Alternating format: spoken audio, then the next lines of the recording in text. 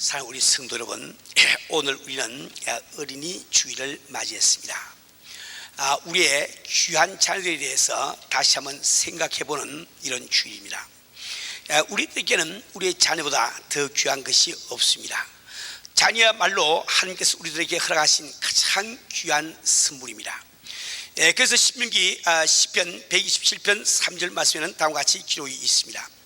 자식은 여호와의 주신 기업이요 태의 열매는 그의 상급이로다.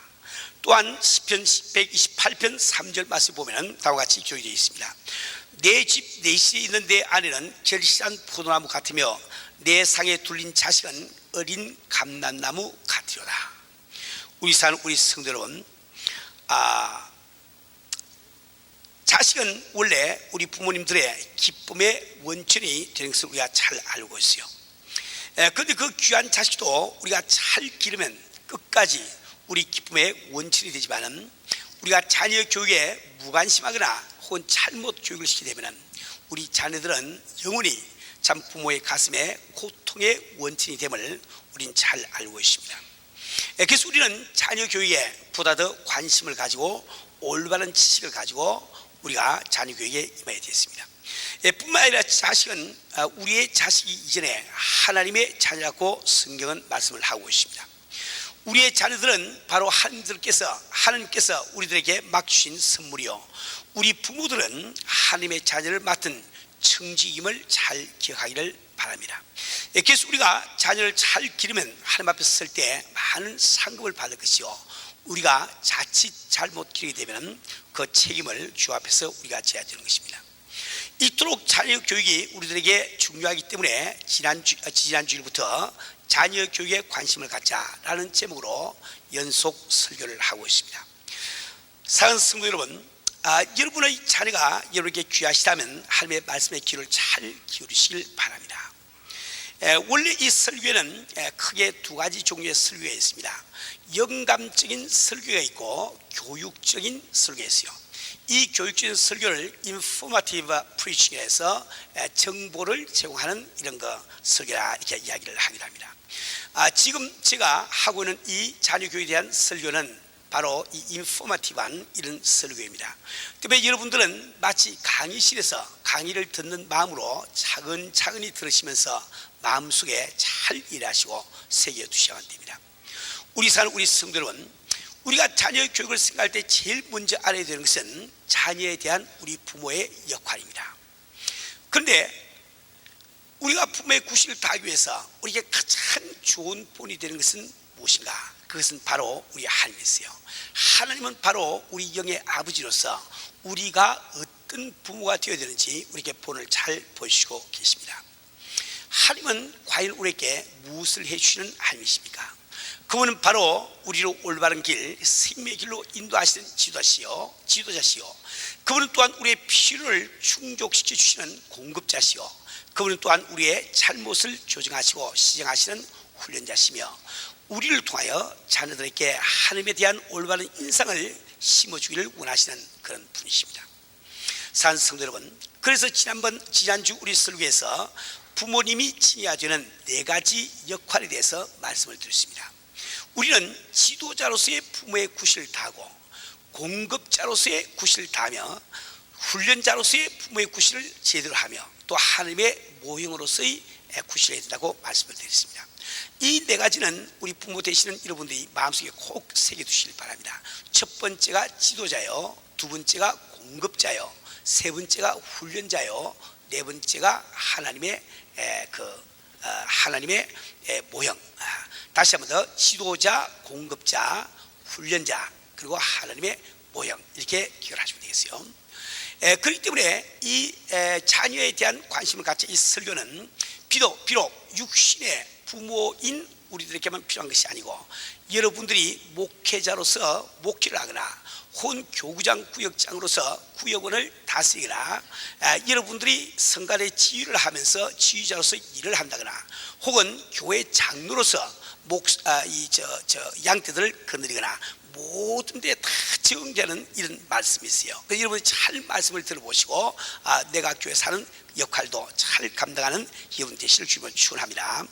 우리 사는 우리 성도 여러분, 저는 지난번에 첫 번째 분야인 지도자로서의 부모의 역할에 대해서 설명을 하다가 중도에서 끝이 났어요. 지도자로서의 부모의 역할을 다하기 위해서는 네 가지를 말씀드리기를 원했는데 지지난주에 두 가지만 말씀을 드렸습니다. 첫 번째는 우리가 자녀를 지도할 때 지도 원리를 잘 설정해야 된다. 두 번째는 우리가 지도하는 자녀들을 잘 이해해야 된다, 이렇게 말씀드렸어요. 그 두 가지에 대한 설명은 지지난주 설교문을 참조를 하시길 바랍니다. 오늘은 시간 관계 때문에 되풀이를 하지 않겠어요. 오늘은 지도자로서의 부모가 알아야 되는 세 번째 사실을 말씀을 드리길 원합니다. 우리 부모님들이 자녀들을 잘 지도를 하기 위해서는 지도하는 목표를 확실하게 설정하시고 그 목표에 대한 뚜렷한 그림을 내 마음속에 품으셔야 됩니다. 우리 성도 여러분, 우리는 신앙생활을 하거나 혹은 사업을 하거나 혹은 자녀 교육을 하거나 우리가 뚜렷한 고를 정하고 그 고에 대한 확실한 그림을 우리 마음속에 품다는 것은 얼마나 중요한지 모릅니다. 우리가 신앙생활이나 사업에서 성공하지 못할 때 많은 다른 이유들도 있겠지만 공통적인 가장 중요한 원인은 여러분들은 사업을 하면서 사업하는 그 종국적인 고울의 그림을 갖지 않고 사업을 합니다. 여러분들이 신앙생활을 하면서 내 신앙생활의 종국에 내가 어디에 일해야 되는지 그 고울에 대한 확실한 그림이 없이 우리가 신앙생활을 하기 때문에 실패를 하게 된다 말이에요. 우리 성도 여러분, 우리가 정말 이루어야 될 그 고울에 대한 뚜렷한 그림을 가질 때 우리는 성공할 수 있는 확률이 더 높아지는 것을 깨달아야 됩니다. 왜 우리는 그러한 그 고울에 대한 확실한 그림을 가질 때 성공률이 더 많아지고, 제가 몇 가지 간단히 설명을 드리려고 합니다. 제일 첫째로 뚜렷한 꿈이 있을 때 바로 우리 인간 속에 있는 잠재의 능력이 밖으로 나와서 내 주변 환경을 변화시키고 나의 주변에 있는 사람들의 마음을 변화시켜 주기 때문에 그렇습니다. 두 번째는 강한 그림이 있는 사람, 그 사람은 강한 동기를 부여받습니다. 몇 번 말씀드렸지만 우리가 이 생을 살아가면서 세상 일에도 성공하는 사람들이 있어요. 그 성공하는 사람들의 공통점이 무엇인지 여러분 가만히 한번 생각해 보세요. 그것은 바로 그들 속에 있는 강한 동기입니다. 강한 동기가 있는 그 사람은 성공할 확률이 그만큼 높은 거예요. 그런데 우리가 고울에 대한 확실한 그림이 있을 때 그 그림은 우리들에게 그 일을 해야 되는 동기를 우리에게 부여해 준다 말이에요. 세 번째로 뚜렷한 그림은 방법을 발견하는 현명의 구실을 하고 있습니다. 모든 세상 일에는 그 일을 할 수 있는 방법이 있는 거예요. 단지 우리가 그 방법을 발견하지 못하기 때문에 우리는 실패자로 끝나게 되고 마는 거예요. 모든 일에 방법이 있다는 것은 어떤 한 가지 물품이 발명되면 그 이상은 없을 것 같은데 또 시간이 지나면 또 다른 물품이 또 나온다 말이에요. 우리가 참 경기를 하더라도 어떤 세계 기록을 세우면 더 이상 기록이 안 나올 것 같은데 계속해서 기록은 자꾸 갱신되어 가는 것을 우리는 잘 알고 있단 말입니다. 우리 성도 여러분, 우리가 정말 도달하고자 하는 그 목표에 대한 뚜렷한 그림을 가질 때 비로소 여러분 주변에 참 절비하게 널려있는 그 방법들을 발견을 하게 되는 거예요. 네 번째로 그거에 대한 뚜렷한 그림은 바로 장애물을 뛰어넘게 하는 원동력이 되는 것입니다. 실패자나 성공자나 똑같이 그 앞에 장애물은 놓이지만 실패자는 그 장애물 앞에서 주저앉아 버리니까 실패자가 되고 마는 것이요, 성공자는 그 장애물을 뛰어넘어가기 때문에 성공자인 것을 우리는 잘 알고 있습니다. 무엇이 장애물에도 불구하고 뛰어넘어갈 수 있는 힘을 줄까요? 그것은 목표에 대한 뚜렷한 그림, 그 영롱한 그림이 우리에게 그 힘을 주는 거예요. 다섯 번째로 가장 중요한 것은 우리가 그 목표에 대한 뚜렷한 그림이 있을 때 우리는 하나님 앞에 강청하는 기도를 할 수가 있습니다. 즉 기도를 하면 그 요인이 될 수가 있단 말이에요. 또 응답 받을 때까지 믿음을 지켜나가는 기본적인 요소가 되기도 합니다. 우리 성도 여러분, 그렇기 때문에 이 성경 말씀은 우리가 자녀들을 가르칠 때 막연하게 가르치지 말고 뚜렷한 그림을 가지고 가르치라고 말씀을 하고 있습니다. 잠언 22장 6절 말씀에 보면 마땅히 행할 길을 아이들에게 가르치라. 그리하면 늙어도 그것을 떠나지 아니하리니. 다시 우리가 자녀를 가르칠 때 막연히 가르치지 아니고 우리가 마땅히 행할 길을 먼저 알고 그것을 자녀에게 가르치라고 말씀을 하고 있습니다. 우리 성도 여러분, 우리 한국 부모님들은 자녀들을 낳고 너무 기쁘고 사랑스러운 나머지 기뻐는 하는데 사랑을 하는데 그 자녀들을 어떻게 키울 것인지 전혀 그림을 갖지 않고 키우는 모습을 많이 보게 됩니다. 아이들이 많은 사람들 있는 곳에서 조용하기를 바라면 그 아이를 가졌을 때부터 그 아이가 참 여기 대중 앞에서 조용히 하는 그림을 그리세요. 그 그림을 뚜렷이 그리는 사람은 어떤 방법으로든지 무리하지 않고 그 아이를 그렇게 교육하는 것을 알게 된다 말이에요. 우리 사는 우리 성도 여러분, 책임감이 있는 이런 아이가 되기를 원하면 책임감이 있는 아이의 그림을 먼저 그려야 말이에요. 우리는 반드시 아이들을 교육할 때 교육하고자 하는 그림을 뚜렷이 갖지 않으면 안 됩니다. 우리 사는 성도 여러분, 저는 얼마 전에 루마니아에 가서 아주 감명 깊은 일을 경험을 했습니다. 제가 루마니아 수도인 부카레스트에서 어떤 교회 가서 설교를 하는데 그 교회는 교인들이 약 한 500~600명 모는 그런 교회였습니다. 그 교회는 새로운 건물을 신축을 하고 있는데 교회 건물을 신축을 하고 있는데 지금 중간쯤 만들어져서 생추어리 예배 보는 데는 이렇게 내장을 하지 않고 그냥 이렇게 웨빙만 쌓여서 그 안에서 예배를 볼 수가 있는데 다른 그 방들은 아직 완성이 되지 않아서 조그마한 이런 방에서 학생들이 약 한 75명이 아주 유치원 학생들부터 고등학교 학생까지 한꺼번에 모여서 이렇게 예배를 보더라고요. 근데 75명이 한 자리에 모여서 예배를 보는데 그 2시간 동안 예배를 보고 성경 공부를 하는데 한 아이도 꼼짝하는 아이가 없어요. 아이들은 좋은 옷을 입고 참 이봉을 다 메고 조용히 앉아가지고 참 이렇게 예배를 보면서 선생님이 시편 몇 편 하면 타라라고 외우고 이게 한다 말이에요. 우리 사는 우리 성도는 저는 그것을 보면서 큰 아주 도전을 받았습니다. 그 루마니아 아이들이 우리와 다른 피를 타고나기 때문에 그런 것이 아니에요. 그 아이들이 어떤 특별한 체질을 타고나서 그런 것이 아닙니다. 그들은 어린이 아이들은 그런 줄 알고 있단 말이에요. 부모님들이 그 확실한 뚜렷한 그림을 갖고 있으니까 아이들이 그렇게 양육되고 있단 말이에요. 우리가 정말 우리 주일학교에서 문제가 되는 것은 우리가 참 주일학교로 가르치는 우리 반사 스님들이 그 자녀들 그 아이들을 어떻게 가르치는 그 상태에 대한 그림을 확실히 갖지 않고 가르치기 때문에 잘 교육이 안 되는 것을 많이 본다 말이에요. 그 이번에 저희들은 조사 수행을 하면서 저는 우리 조사들에게 그 점을 아주 강조해서 설명을 해 주었습니다. 우리 사는 우리 성도 여러분, 저는 루마니아에 가서 우리가 돕고 있는 우리가 참 후원하고 있는 전도자 가정에 가서 잠을 잤습니다. 두 가정을 제가 방문해서 잠을 자보았는데 한 가정에는 아이들이 11명이고 또 한 가정에는 15명인가 그랬습니다. 근데 그 부인들이 대개 나이가 한 35, 6세밖에 안 됐어요. 안 됐는데 아이가 11명, 15명씩 있으려고 하니까 이걸 아주 지금 낳은 지 몇 주 안 되는 아이부터 시작해서 그냥 연년생으로 그냥 찰찰 다 있단 말이에요. 그렇게 그 배속이 또 하나 또 있어. 그런데 이제 보니까 그 루마니아에서는 공산주의 치하에서 인구를 이렇게 증대시키기 위해서 아이를 낳으면 돈을 더 주었더라고요. 그 돈이 없는 사회에서 아이를 낳으므로 돈이 더 생기니까 모든 가정이 아이 낳는 경쟁을 하다시피 웬만한 가정에 7, 8명 없는 집이 없습니다. 그래서 참 놀라운 것은 아이들이 11명 혹은 15명씩 있는 그 집에 제가 들어갔는데 아주 쥐죽은 듯이 조용하대 말이에요. 저는 깜짝 놀라서 아니 아이들이 어떻게 조용하냐 물었더니 근데 그런 이야기입니다.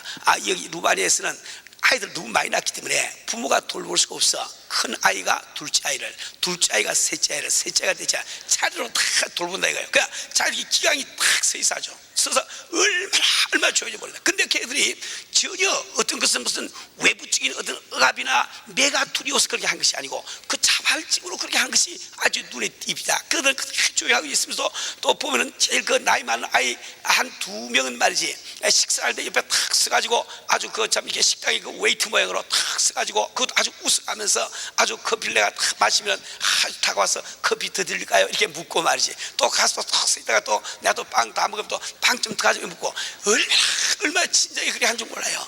그래갖고 조그마한 애들이 손님이 또 호기심이 나니까 기어와가지고 또 문을 싹 내다보고 또 싹 가서 또 길걸 웃다가 또 이렇게 가만히 한다 말이에요. 우리 사는 우리 성도 여러분, 그들은 왜 그렇게 할 수 있을까요? 그들은 바로 자녀들을 그렇게 키울 수 있다는 그림을 갖고 있단 말이야. 우리가 그 그림을 갖지 않고 우리가 교육을 시키기 때문에 그게 이루어지지 않는 거예요. 우리 사는 우리 성도 여러분, 우리는 정말 자녀들을 잘 지도하기 위해서, 참 지도자로서 역할을 다하기 위해서는 반드시 내가 지도하는 아이들에 대한 뚜렷한 목표, 그림을 갖고 있지 않으면 됩니다. 우리 사는 우리 성도 여러분, 물론 우리가 참 우리의 그림을 완성시키기 위해서 자녀들을 희생시키지 않는 그런 뜻은 아닙니다. 우리가 정말 자녀를 사랑하고 그 자녀들이 하나님의 자녀이고 우리에게 맡겨주신 선물임을 우리가 알 때, 우리는 그 아이들의 성장 과정에 따라서 내가 미리 가졌던 그 그림을 우리가 얼마든지 변경시켜 나갈 수 있단 말이에요. 우리 사는 우리 성도는 이것을 우리가 꼭 우리 한국 부모님들은 꼭 우리 기억을 하고 반성을 해야 됩니다.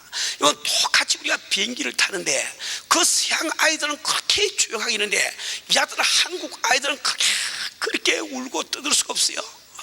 야들 한 번 보니까 미국에서 어디까지 가는데 처음 타서부터 울던 애가 내릴 때까지 울더라고요. 그러니까 옆 사람들에게 그게 바드가 되고 그거 되느냐 말이에요. 우리는 지금 아이들을 교육시키면서 그 아이들에 대한 그림을 안 갖고 있단 말이에요. 근데 서양 사람도 그 그림을 갖고 있습니다. 아이들은 공중장소에서는 조용히 해야 되는 것이다. 그림을 딱 갖고 있으니까 그렇게 만들 수가 있단 말이에요. 우리 사는 우리 성도 여러분, 우리가 자녀들을 그냥 기호하고 그냥 응석 받아주는 것, 그것이 부모의 굿이 아닙니다. 당신은 분명히 자녀들에게 마땅히 행할 길을 가르쳐야 되는 그 지도자로서의 정지의 직분을 참 맡고 있음을 꼭 기억을 하기를 바랍니다. 또 우리가 참으로 주의할 것은, 우리가 자녀들을 양육하기 위해서 그들에 대해서 그림을 갖는데 종국적인 가장 궁극적인 그림을 어떻게 가냐, 이것이 대단히 중요한 거예요. 우리 사는 우리 성도 여러분, 우리는 크리스천이라고 하면서, 우리가 믿는 성도라고 하면서 우리는 자녀들에 대한 그림, 가장 종국적인 그림이 그저 아이들 좋은 대학 졸업해서 그저 좋은 신랑, 좋은 그저 아내 만나서 육신 건강하게 살아가고 참 물질적으로 어려움이 없고 사회에서 존경받다가 죽는 것, 그저 그 그림을 갖고 전부다라고 생각할 수가 있다 말이에요. 우리가 그 그림을 갖는 것이 나쁘다는 뜻이 아닙니다. 우리 그런 그림을 가져야 되는 거예요. 그러나 우리 그림은 거기서 멈추면 안 됩니다. 불신자와 신자의 차이가 뭡니까? 불신자는 영혼을 바라보지 못하는 거예요. 불신자는 이성이 전부다고 생각하는 근시안적인 안목을 갖고 있습니다. 거기 반해서 우리 성도들은 내 눈으로 보이지는 않지만 내가 주가 덕으로 살 영원한 하나를 바라보는 사람들이야 말이에요. 우리가 비록 잠깐 사는 이 세상에서 아이들이 물질적으로 풍요롭게, 또 참 아이들이 건강하게, 또 사회에 존경받으면서 살았다 할지라도 그들이 주님 앞에 섰을 때 볼품없는 삶으로 드러난다고 하면 우리는 참으로 실패한 그런 부모가 되고 말 거예요. 우리 사는 우리 성도 여러분, 우리 크리스천들이 자녀를 위해서 마땅히 가져야 될 최종 그림이라고 하는 것은, 어떻게 하면 내 아이가 하나님을 의뢰하는 이런 아이가 될 것인고, 어떻게 하면 내 아이가 하나님의 관심을 끄는 그런 아이가 될 것인고, 어떻게 하면 내 아이가 바로 참 하나님을 기쁘시게 하는 자녀가 될 것인가, 그 그림을 분명히 가지시기를 주로 부탁드립니다. 이제 지도자로서의 부모가 알아야 될 네 번째 사실을 말씀드리겠어요. 그것은 바로 여러분이 지도자가 되기 위해서는 여러분이 자녀들에게 본이 되어야 된다는 사실입니다. 오늘 본문 말씀을 다시 읽어보시면 모세가 이 모든 말씀을 온 이스라엘에게 말하기를 마치고 그들에게 이르되, 내가 오늘날 너희에게 증거한 모든 말을 너희 마음에 두고 너희 자녀에게 명하여 이 율법의 모든 말씀을 지켜 행하게 하라 하고 말씀하셨습니다.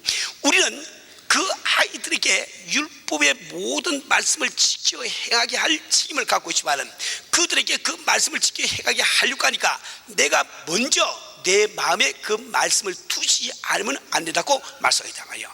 내가 먼저 자녀에게 본이 되지 않으면 안 된다는 것을 말씀하고 있습니다. 우리 사는 우리 성도 여러분, 현대 교육의 목표는 무엇입니까? 그것은 지식 전달입니다.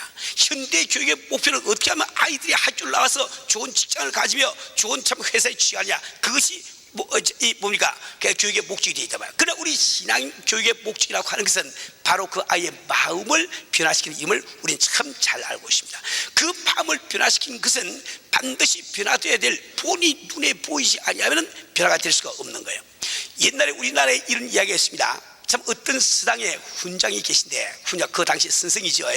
그 훈장이 혀가 짧아서 리얼 발음이 잘 안 됩니다. 그래서 바람 이렇게 안 되고 바담 이렇게 안 된단 말이에요. 그런데 이 참 훈장이 학생들에게 천자를 가르치는데 바람풍이 나왔단 말이에요. 그러니까 선생님이 앉아서 바람풍 하니까 아이들이 전부 다 바람풍 할 수밖에. 그래서 선생님이 확 화를 내면서 이러면서 바람풍이 아니고 바람풍이야. 그러니까 또 하라고 그래, 또 아이 또 바람풍 그러지 않습니까? 이놈들아 바람풍이 아니까 바람풍이라니까. 학생들이 선생님 바람풍이라고 그러지 않았습니까? 그러니까 이놈들아 나는 바람풍이라고 그래도 너희들은 바람풍이라고 그래야지. 그렇게 이야기하다 말이에요. 아무리 내가 가르칠까 해도 내가 본이 안 되면 자녀들을 가르칠 길이 없는 거예요. 우리 사는 우리 성도 여러분, 우리는 정말 참 자녀들에게 본이 되는 이런 부모가 되지 않으면 안 됩니다. 아이들이 정직하기를 바라시면 부모님들이 먼저 정직하세요. 아이들이 성경 읽기를 원하시면 당신이 성령 읽기를 생활하는 부모가 먼저 되셔야 됩니다.